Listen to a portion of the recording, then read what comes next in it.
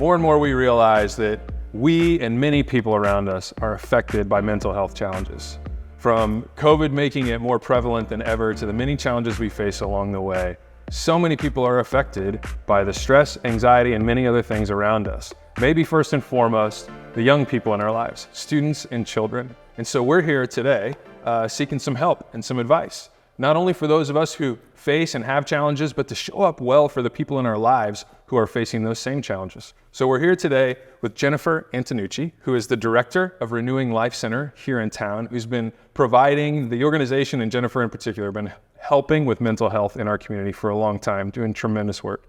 And we're asking for your help today. Awesome. Thanks for having me. Yeah, it's good to sit with you. What are you seeing and sensing in the lives of our young people in the world in we're living? So much pain, depression, anxiety. I think COVID made things worse, but I think kids were already feeling that way, and it just being isolated and alone made it worse than maybe it should have been or could have been. You know, when someone first approaches you or your organization and says, I had this young person in my life is having a really hard time, what do you recommend as first steps for them to take on behalf of the people they love? Show up. That's the first step. Show up kindly and gently. Kids love to talk, typically. If you just sit with a teenager or a young adult and talk about life, so it's space, go and sit with them, hang out with them, ask some questions. How are you? And then listen. Give us a little bit of advice on, some tips on how do we show up well in those moments? Yeah. I think the best way that you can show up first as Christians is to pray beforehand. Then when you're with them, it's asking questions like, how are you really? What's going on? Where are you struggling? How can I help? But if we take time and just ask questions, often we'll learn things that we never knew, or we'll have an understanding of them that we didn't expect. Give us one or two more ideas of how do we listen well, and how do we help the kids in our life feel heard? Yes. Be quiet. You know, we have a lot of experiences. We've been through a lot of things. And so I want to impart that on you, but that's not necessarily what they need. You know, the other part that's really important when you talk about kids and students is their brains are not like our brains. We have adult brains, which means for the most part, we can think through things. We have better perspective. But, you know, the kids don't think of that. The prefrontal cortex is not developed fully until they're 25. And so a lot of times adults talk to and interact with teens and children like they're little adults, but they're not. They're completely different. What is the effect of this internet, smartphone world on our young people? It's causing massive anxiety and depression. And so as parents of teens, my biggest advice is, number one, monitor it.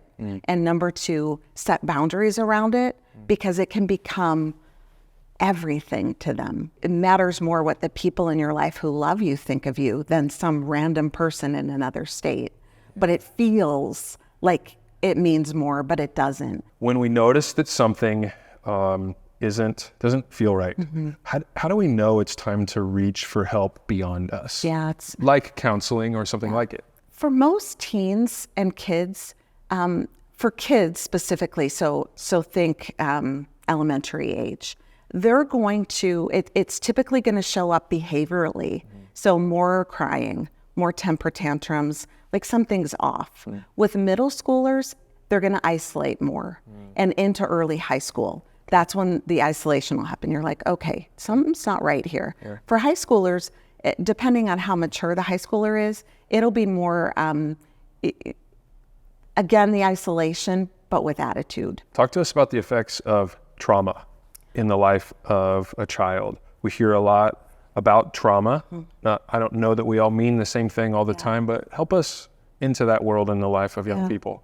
Anything that takes the foundation of their life and makes it shaky can potentially lead to anxiety, depression, post-traumatic stress disorder.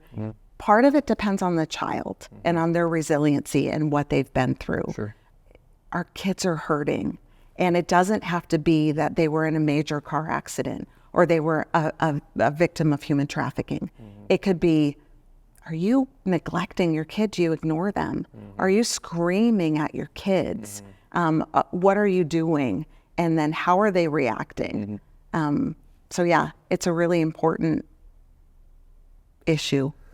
And so the stability of relationship, the showing up well, listening well, healthy habits and ways to deal with the challenges of life Definitely. are a really big deal. They're huge.